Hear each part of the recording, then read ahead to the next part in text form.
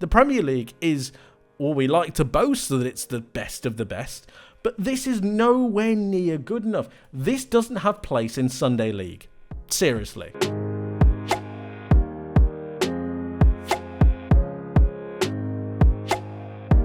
This is just incredible. Context is really important with these kinds of things, and the context here is that Andre Onana is about to kick the ball long.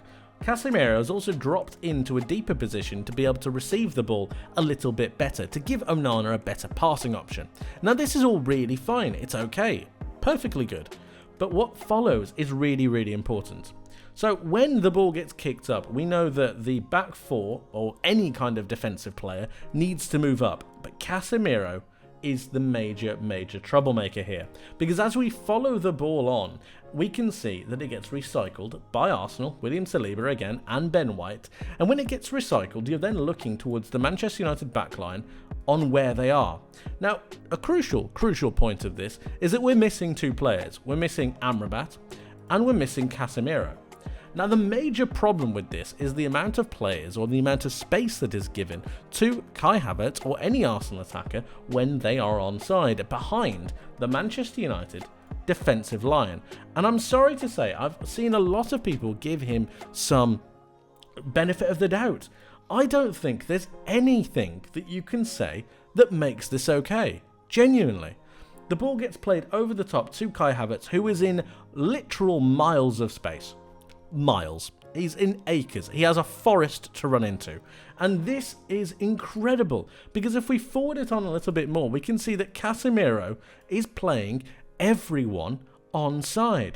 Now, it's at this point that I want to mention that Kai Havertz does a fantastic job of not only pinning Evans to a 1v1, beating him and then getting a cross in, but I also want to focus on Trossard, who manages to go on the blind side of Aaron Wan-Bissaka, which is also a very, very good piece of movement. And if we forward it on a little bit more, we can see that very effect take place. Trossard goes towards the front post, Declan Rice is coming towards the back post, and the ball is getting played in by Kai Havertz. It's a really well worked goal, so we can't take any of that away from Arsenal, but the part that Casemiro plays within this cannot be understated, and it won't be, trust me. So, we can also see this.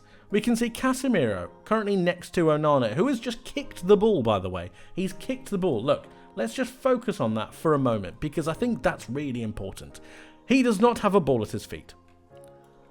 He's ready to move up. The entire team is then moving up with him. Look at Amrabat here. Now, Amrabat wasn't in picture, but look at the space difference between the two of them. We can forward it on a little bit more. Kai Havertz is now calling for the ball. Now, if you're a defender, you should see that. Casemiro should see that. He does see that.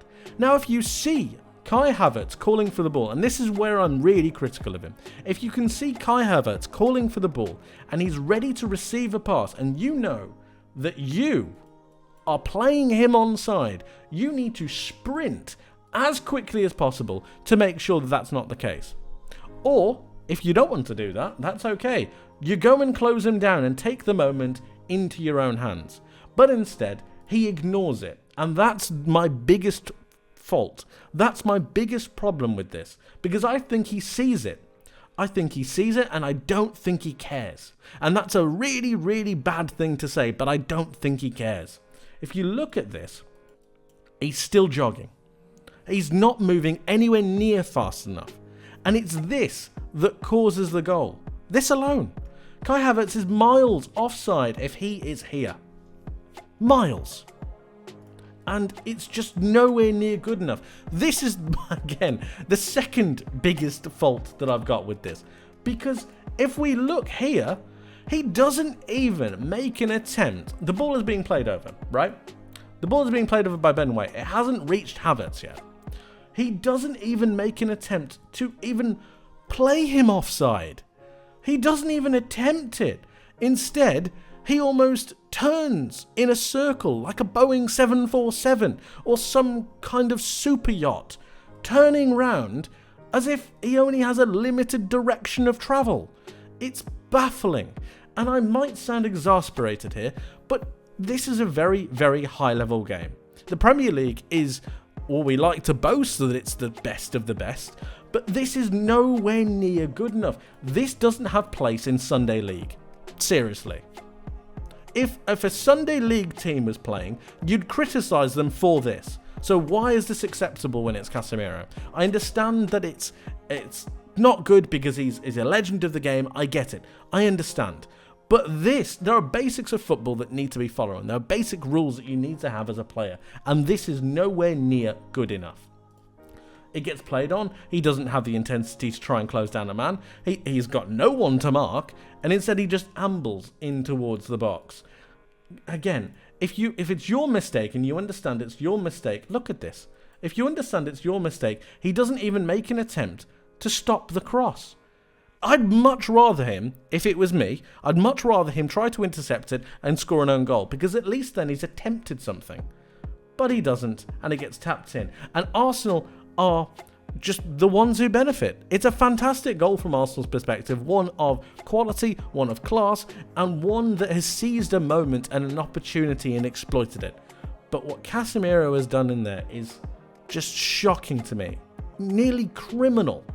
Arsenal have won yet again, and now they are one game away from the Premier League title. But of course, guys, let me know your thoughts in the comment section below. Let me know what you think about Casemiro's lack of movement, what you think about Arsenal and the way that they played in this game, and whether you think they're going to go on and win the league. Let me know your thoughts. I would love to hear from you. Thank you ever so much for watching. I hope you enjoyed. I hope you learned something new, and I hope to see you in the next one. But until then, my friends, take care.